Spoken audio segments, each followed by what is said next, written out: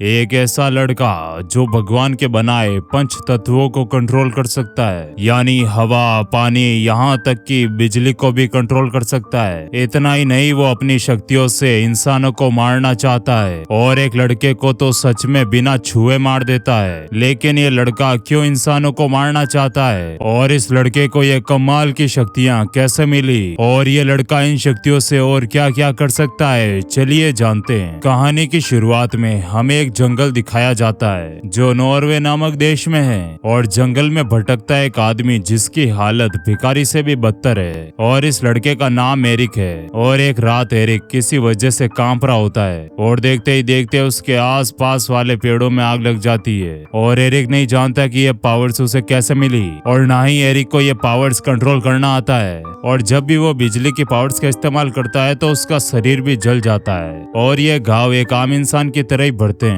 और एक दिन एरिक पास वाले शहर की ओर जाता है और एक मेडिकल शॉप से बैंडेज, पट्टियां जैसे घाव भरने वाली चीजें चुरा लेता है। फिर अपने घाव पर पट्टियां बांध लेता है और खुद ही बालों को काट कर छोटा करता है और वापस जंगल की ओर जाने लगता है। तभी कुछ बदमाश बच्चे एरिक को परेशान करने आते हैं और उनमें से एक लड़का एरिक की फटी हालत देखकर उसका मजाक उड़ाता है। तभी एरिक उसकी ओर गुस्से से देखता है और लड़का वहीं मर जाता है। और जब पुलिस इस मर्डर की पूछताछ उसके बाकी के दोस्तों से करती है तो लड़के मर्डर का इल्जाम एरिक पर लगाते हैं और पुलिस एरिक को अरेस्ट कर लेती है। मगर पुलिस के लाखों बार पूछने पर भी एरिक उन्हें मर्डर के बारे में कुछ नहीं बताता, जिस पर पुलिस एक साइकोलॉजिस्ट को बुलाती है जिसका नाम क्रिस्टिन है और क्रिस्टिन एरिक से पूछताछ करती है। दूसरी ओर जिस लड़के को एरिक ने मारा था उसके माता पिता और दोस्त पुलिस स्टेशन आते हैं और ऑफिसर से एरिक से मिलने की जिद करते हैं। मगर ऑफिसर कहीं ना कहीं यह जानता था कि एरिक एक आम इंसान नहीं है, इसीलिए वो उस लड़के के माता पिता को एरिक से मिलने के लिए मना कर देता है। उधर क्रिस्टिन अभी तक एरिक से पूछताछ कर रही होती है।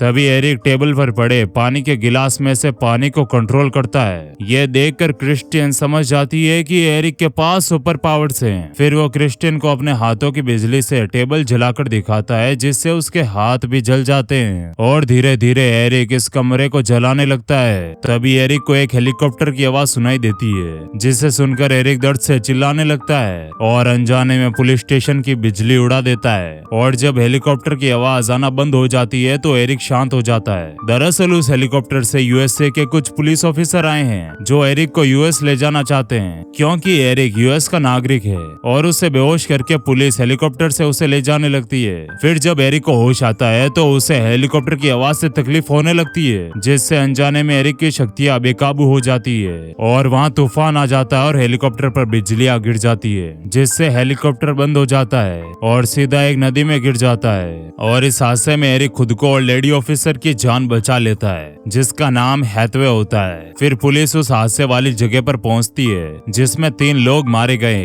और एरिक की वजह से सिर्फ हथवे जिंदा बच पाई। और हथवे एरिक का शुक्रिया अदा करने की बजाय उन तीनों के मर्डर के केस में उसे पुलिस के द्वारा पकड़ने का आदेश देती है। उधर एरिक सीधा क्रिस्टिन के पास जाता है क्योंकि एरिक इस दुनिया में सिर्फ क्रिस्टिन पर भरोसा करता है और क्रिस्टिन उसे अपने साथ शहर से बाहर ले जाती है और जंगल में एक दोस्त के घर पर एरिक के साथ रुकती है जहाँ कोई नहीं रहता और दोनों वहीं एक दिन गुजारते हैं। और अगले दिन दोनों महसूस करते हैं कि वो दोनों एक दूसरे से प्यार करते हैं। और जब क्रिस्टिन एरिक को गले लगाती है तो एरिक नोटिस करता है कि जहाँ वो खड़े हैं उस जगह को छोड़कर बाकी सब जगह बारिश हो रही है। ये देखकर क्रिस्टिन शॉक हो जाती है। फिर क्रिस्टिन एरिक को उसके घर ले जाने की सोचती है, शायद इस उम्मीद में कि उन्हें वहाँ कुछ ऐसा मिल जाए जो एरिक की मदद कर सके और उसे पता चल सके कि उसे ये शक्तियाँ कहाँ से मिली। मगर एरिक का घर यहाँ से बहुत दूर होता है और गाड़ी से लगभग ये दोनों आधा सफर पार कर लेते हैं। तभी उन्हें हाईवे पर पुलिस की नाकाबंदी दिखाई देती है। ये देखकर क्रिस्टिन दूसरे रास्ते पर मुड़ जाती है जो वन वे है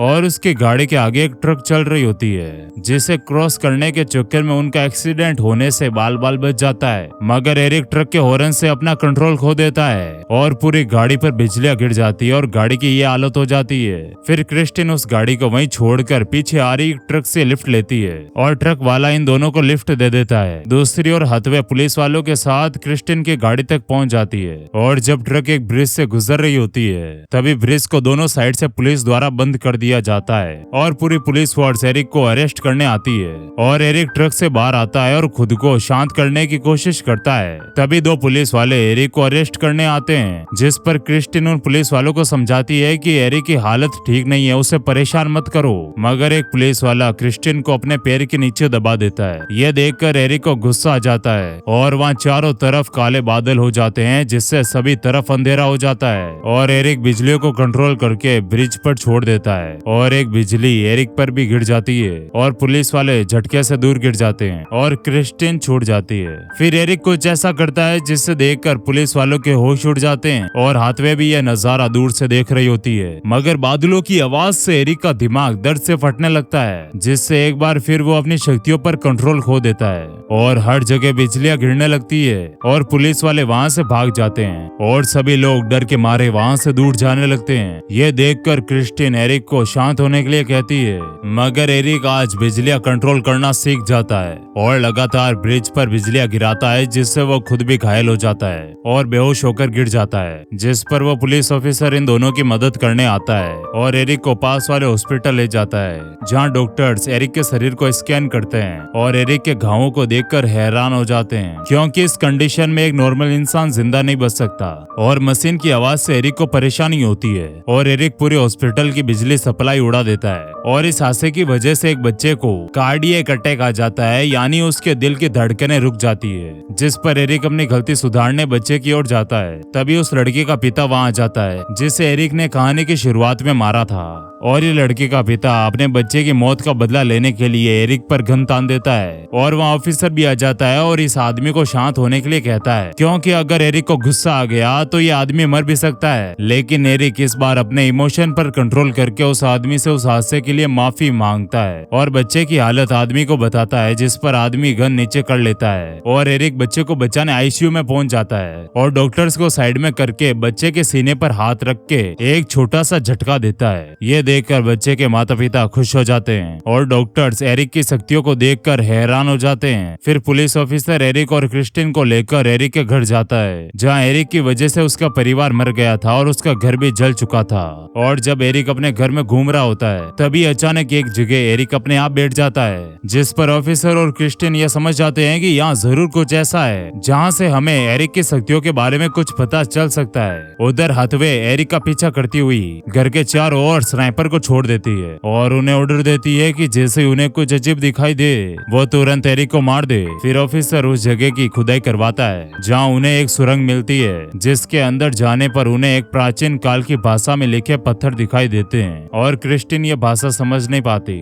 और एक पत्थर पर लिखा होता है कि इस जगह को थोर के बेटों ने रैग्नारोक के बाद बनाया था। दूसरी ओर एक पत्थर पर पेड़ बना हुआ था जिसका जिक्र एरिक ने क्रिस्टिन से किया था और वहाँ एक पत्थर का बॉक्स भी होता है जिस पर क्रिस्टिन सुरंग से बाहर आती है और एरिक को सुरंग के अंदर जाकर उस बॉक्स को खोलने के लिए कहती है और एरिक उस पत्थर वाले बॉक्स के पास जाता है और एक मजदूर की मदद से उस बॉक्स को खोलता है। फिर उन दोनों को सुरंग से बाहर भेज देता है और बॉक्स के अंदर उसे सबसे पहले एक हाथ का ग्लव मिलता है, फिर उसे एक मोटा सा बेल्ट मिलता है और आखिर में उसे थोर का हथौड़ा मियोनियर मिल जाता है। और इन सभी चीजों को पहनकर एरिक गॉड ऑफ थंडर बन जाता है और ये हथौड़ा अपने आप बिजली को कंट्रोल करने लगता है और इस बार बिजली कंट्रोल करने से उसका शरीर भी नहीं जलता, क्योंकि यह हथौड़ा उसे बिजली से बचाता है। फिर एरिक हथौड़ा लेकर सुरंग से बाहर आता है, जिसे देखकर ऑफिसर और क्रिस्टिन खुश होते हैं। तभी वहाँ एरिक के चाहने वाले आ जाते हैं जो थोर यानी गॉड ऑफ थंडर के दर्शन करने आए हैं। दूसरी ओर हथवे एरिक को मारने का आदेश देती है